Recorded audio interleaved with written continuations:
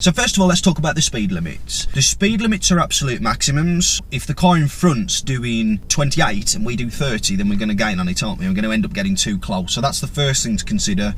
They're not a target, but they are something that we've got to justify not achieving the speed limit. Let's put it that way. The actual following distance between you and another vehicle should be 2 seconds. Now, get this clear in your mind.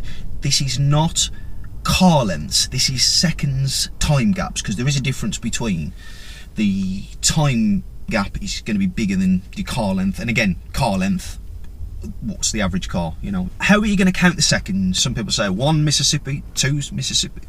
Some people might say only a fool breaks the 2-second rule. That takes 2 seconds to say.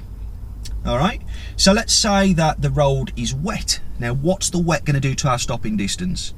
It's going to make it longer to stop, isn't it? And if we use the same force on the brake, then we could end up skidding. What we'll do is we'll increase the gap between us and the vehicle in front, so that if it brakes suddenly or anything of that nature, then we can not have to react so quickly and brake in a way where we'll still regain, maintain control of the car, and also so we can give warning to the vehicle behind us as well. So we might even have time to just show them brake lights before we even start to really increase the braking. Now then, the next thing is snow and ice, and that's another question you might get asked, and again, another driving condition that you might need to drive in. So what they say is 10 times the usual distance. So what's the usual distance? Well, a dry day would be 2 seconds, 2-second time gap, so 20 seconds. It's a long old gap, that one. And again, just use best judgment, but basically the gap needs to be massive in snow and ice. If you're driving in snow and ice, keep all movements smooth, nothing quick up on the clutch, nothing snatchy on the steering wheel, nice and soft, easing off the accelerator, easing on to the accelerator, things like that. Now then, I want to keep on topic here.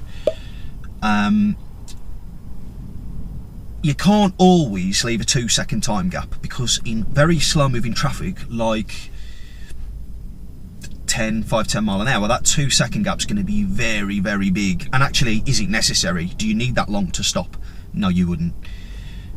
So generally speaking, the 2-second rule comes in at 40 mile an hour or above, and this is one to remember. I think they used to do adverts on it back in the day. You can get some of them old adverts up on YouTube, you know, some of the old green cross code stuff.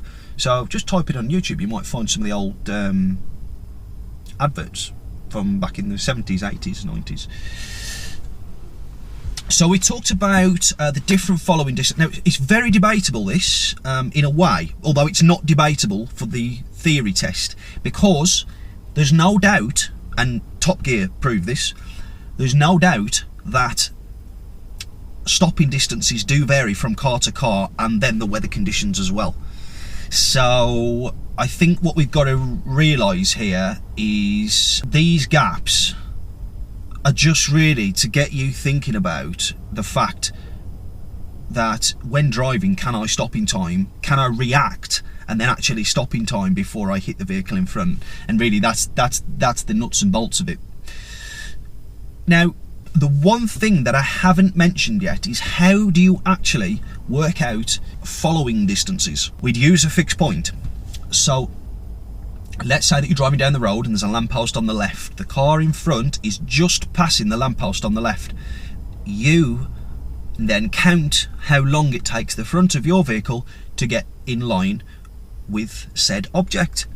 Okay, so that's how you would do it. You can use a lamppost, a tree, anything that's fixed. I hope that was useful, and that's how you're going to tell what your following distance is. That's what the following distances are.